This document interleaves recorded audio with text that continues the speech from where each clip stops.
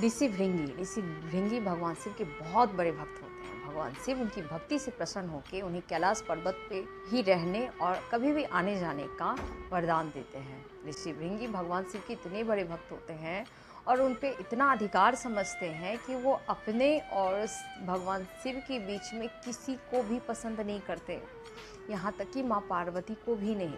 ऋषि भृंगी लंबे समय अंतराल बाद जब कैलाश पे आते हैं तो भगवान शिव के साथ माँ पार्वती को देख के क्रोधित होते हैं, लेकिन अपने क्रोध को दबाए हुए वो माँ पार्वती से कहते हैं कि मुझे भगवान शिव की परिक्रमा करनी है, तो आप यहाँ से चली जाइए। माँ पार्वती उनकी अज्ञानता समझ के उनकी बातों को इग्नोर करके बैठी रहती हैं।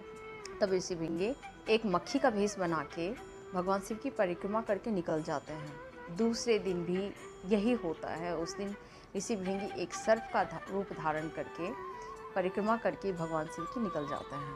तीसरे दिन भगवान शिव और माँ पार्वती कहती हैं कि ऋषि भृंगी को समझाना पड़ेगा कि शिव और शक्ति एक ही तत्व है, इन्हें आप अलग नजरिए से नहीं देख सकते, इन्हें ये ज्ञान देना होगा। इसलिए भगवान शिव और माँ पार्वती अर्धनारीश्वर का रूप धारण करते हैं, लेकिन ऋषि भृंगी इस रूप का दर्शन करके आनंद लेने की बजाय अपने जिद पे टिके रहते हैं और एक चूहे का रूप धारण करके माँ शक्ति का स्वरूप जहाँ से होता है उधर उसको कुतरना शुरू कर देते हैं, जिससे माँ पार्वती अत्यंत क्रोधित होती हैं और ऋषि भृंगी को श्राप देती हैं। कहती हैं पिता से सिर्फ हड्डी मिलती है, ढांचा मिलता है, और माँ से रक्त मांस और त्वचा मिलती है, तो उस माँ का अपमान कर रहा है। माँ के शक्ति के बगैर तेरा कोई वजूद ही नहीं है। मैं तुम्हारे शरीर से स्त्री तत्व को अलग कर देती हूँ।